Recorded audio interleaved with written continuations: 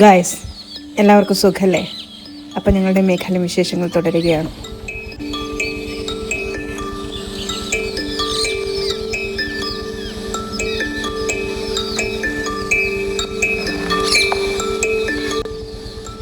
തുടക്കം മുതലേയുള്ള മേഘാലയം വിശേഷങ്ങൾ കാണണമെങ്കിൽ ഇതിനു മുമ്പുള്ള എപ്പിസോഡുകൾ കണ്ടാൽ മതി.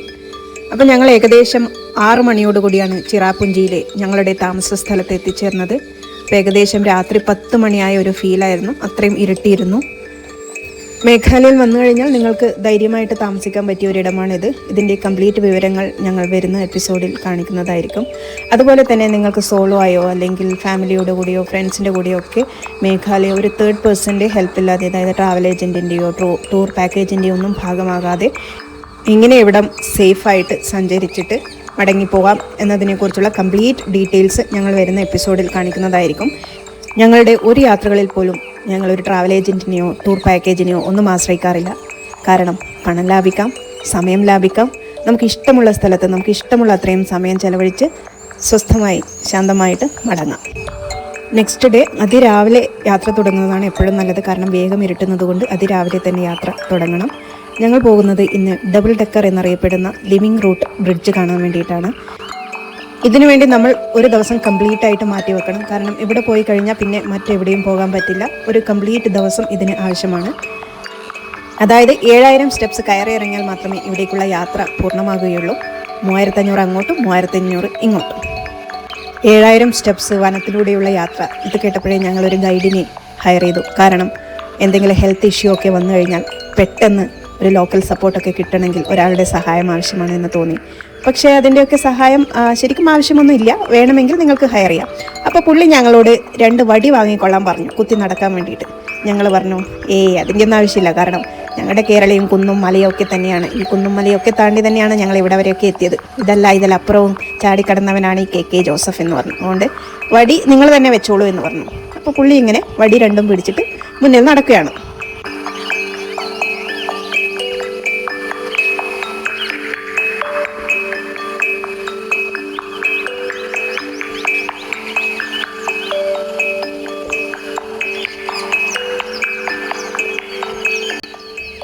കുറച്ച് സമയത്തിന് ശേഷമുള്ള ഒരു കാഴ്ച കണ്ടോളൂ. ധാരുമല്ല ഗൈസ്, ഞാൻ തന്നെയാണ്. ഇനിയിപ്പോൾ പിന്നെ വടിയില്ലാതെ നടക്കാൻ പറ്റില്ല എന്നുള്ള അവസ്ഥയായി. അതുകൊണ്ട് അങ്ങോട്ടേക്ക് പോകുമ്പോൾ തീർച്ചയായും 2 വടി വാങ്ങാൻ മറക്കരുത്.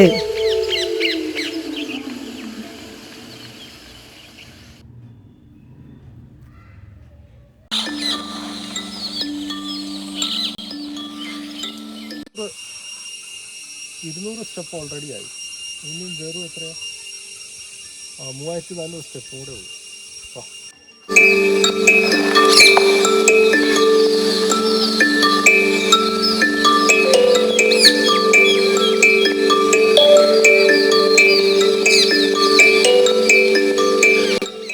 വഴിയിലുടനീളം ചെറിയ ചെറിയ കടകളുണ്ട്. അതുകൊണ്ട് തന്നെ വെള്ളമൊന്നും നിങ്ങൾക്ക് കരിയേണ്ട ആവശ്യമില്ല. അതുപോലെ തന്നെ ചെറിയ ചെറിയ മാഗി അതുപോലത്തെ ലൈറ്റായിട്ടുള്ള ഫുഡും അവിടെ അവൈലബിൾ ആണ്. പക്ഷേ എല്ലാത്തിനും ഇരട്ടി വിലയാണ്. അവരെ കുറ്റം പറയാൻ പറ്റില്ല. കാരണം അവർ ഇത്രയും ദൂരം ഇതൊക്കെ ചുമന്ന് കൊണ്ടുപോയി വേണം എല്ലാം ഉണ്ടാക്കാൻ.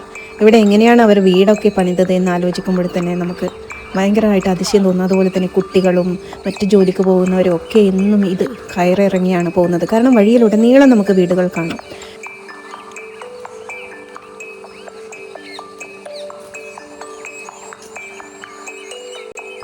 ഈ കാണുന്ന വനമധ്യത്തിന് നടുവിൽ എവിടെയോ ആണ് നമുക്ക് പോകേണ്ട സ്ഥലം. അയാളത് ചൂണ്ടിക്കാണിക്കുവാണ്.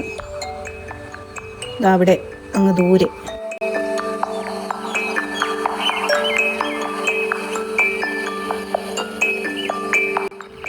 അങ്ങ് ദൂരെ ആ പച്ച ഷീറ്റിട്ട ഒരു ചെറിയൊരു കെട്ടിടം കാണുന്നില്ലേ? അവിടെ എത്തണമെന്നാണ് അയാൾ പറയുന്നത്.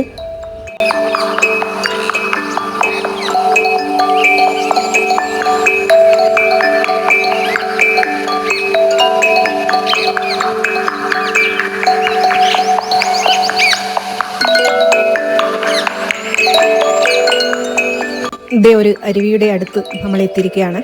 ഇവിടെ ഇതിലൂടെ പോകാൻ ഒരു പാലമുണ്ട്. പക്ഷേ ആ പാലത്തിന് ബലക്ഷയം കാരണം ഇതിലൂടെ ഈ അരുവിയിലൂടെ ഇറങ്ങി വേണം നമ്മൾ പോവാൻ. മഴക്കാല സമയത്തൊക്കെ പോകാൻ കുറച്ച് ബുദ്ധിമുട്ടൊക്കെ ഉണ്ടാവും. അതുപോലെ ഞങ്ങളോട് ഗൈഡ് പറഞ്ഞത് സഞ്ചാരികളിൽ ഭൂരിഭാഗവും ഇവിടെ എത്തുമ്പോൾ നിർത്തി മടങ്ങിപ്പോകാറാണ് പതിവ്. കാരണം ഇനിയും സഞ്ചരിക്കേണ്ട ദൂരത്തെ ഓർത്ത് അകൃതപ്പെട്ട് അവർ തിരിച്ചു പോകുമെന്ന്. ഞങ്ങളോർത്തു യാത്ര തുടങ്ങിപ്പോയില്ലേ, ഇനിയും ദുർഘടമായുള്ള എത്ര വഴികളുണ്ടായാലും മുന്നോട്ട് തന്നെ ലക്ഷ്യത്തിലേക്ക്.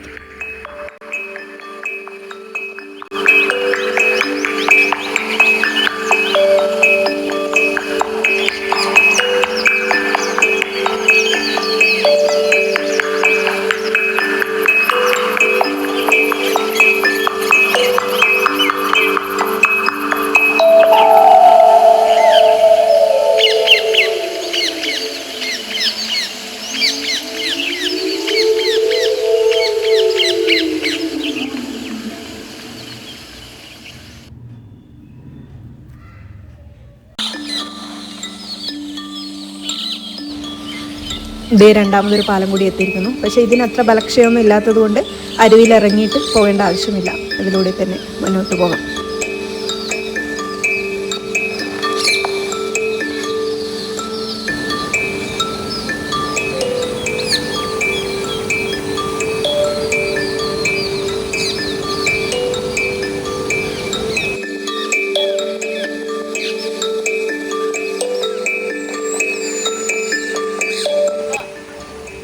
ഇതും മരത്തിൻ്റെ വേരുകൾ കൊണ്ട് തീർത്ത ചെറിയൊരു പാലാണെന്ന് വേണമെങ്കിൽ പറയാം.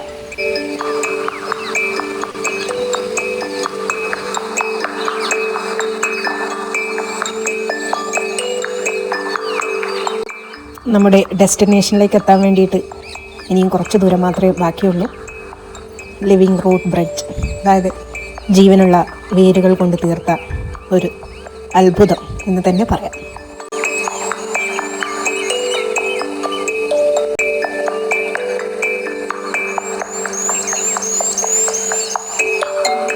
ഫൈനലി ഞങ്ങളിവിടെ എത്തിയിരിക്കുകയാണ് ഗായ്സ്, ജീവനുള്ള വേരുകൾ കൊണ്ട് തീർത്ത ആ ലിവിങ് റൂട്ട് ബ്രിഡ്ജിലേക്ക്. ഇത് ഡബിൾ ഡെക്കർ എന്ന പേരിലും അറിയപ്പെടുന്നു, കാരണം 2 പാലങ്ങൾ ഉള്ളതുകൊണ്ട്.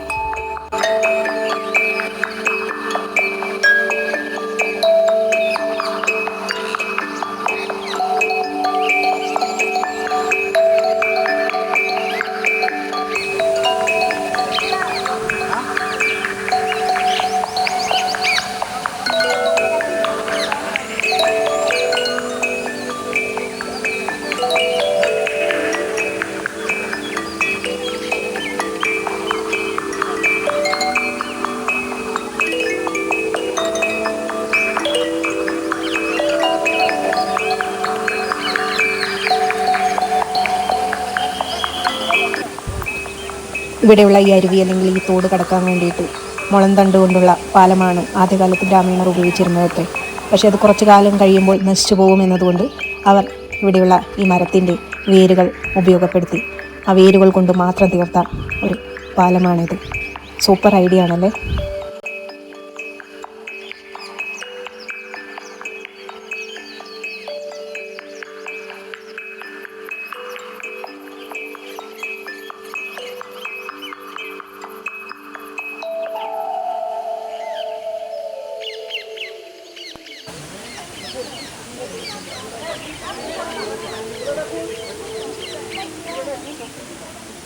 ജീവനുള്ള വേരുകളാൽ തീർത്ത പാലമായതുകൊണ്ട് തന്നെ ശക്തിയോടുകൂടി, വളരെ ഉറപ്പോടുകൂടി, വളരെ കാലമായി നശിക്കാതെ ഇതിവിടെ നിലനിൽക്കുന്നു.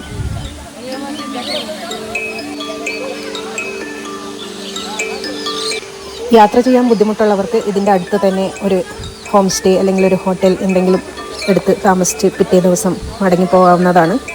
അല്ലാതെ ഇതിൽ നിന്ന് കുറച്ചുകൂടി ദൂരത്തേക്ക് ഉള്ളിലോട്ടേക്ക് നടന്നു കഴിഞ്ഞാൽ ചെറിയൊരു നാച്ചുറൽ സ്വിമ്മിംഗ് പൂൾ പോലെ ഒരു ചെറിയ ഒരു അരുവിയുമുണ്ട് എന്ന് പറയുന്നത് കേട്ടു.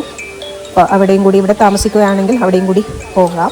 പക്ഷേ ഞങ്ങൾക്ക് തിരിച്ചു പോകേണ്ടതുള്ളത് കൊണ്ട് ഞങ്ങൾ മടങ്ങാനുള്ള തയ്യാറെടുപ്പിലാണ്. പക്ഷേ അതിനു മുമ്പ് ഒരു ഫോട്ടോ അവിടെ നിന്ന് എടുക്കാം എന്ന് ഓർത്ത് ഞങ്ങളതിലേക്ക് കയറി പോവുകയാണ്.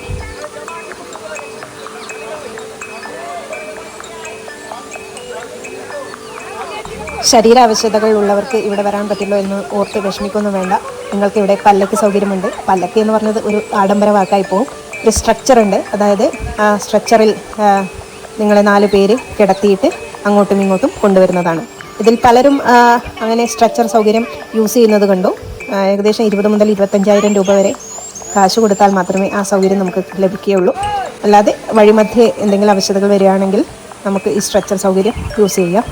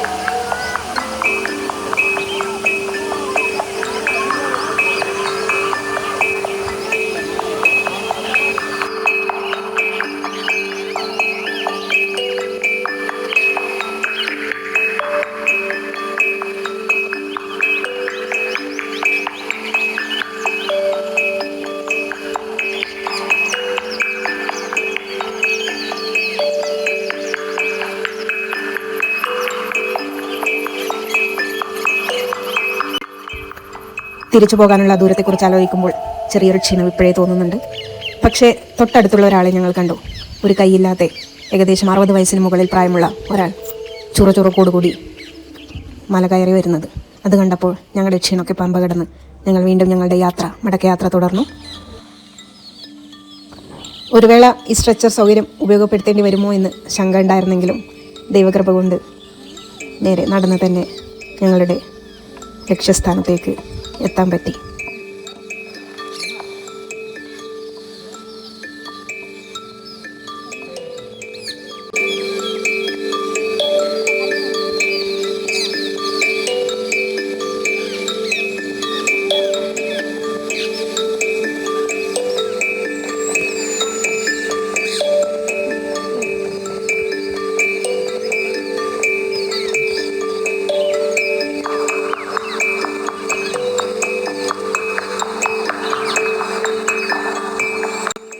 അപ്പോൾ ഇന്നത്തെ വിശേഷം ഇത്രയേ ഉള്ളൂ ഗായ്സ്. ഞങ്ങളുടെ വീഡിയോ തുടർന്നും കാണുക. അതുപോലെ സബ്സ്ക്രൈബ് ചെയ്യാൻ മറക്കരുതേ. Thank you. ബൈ.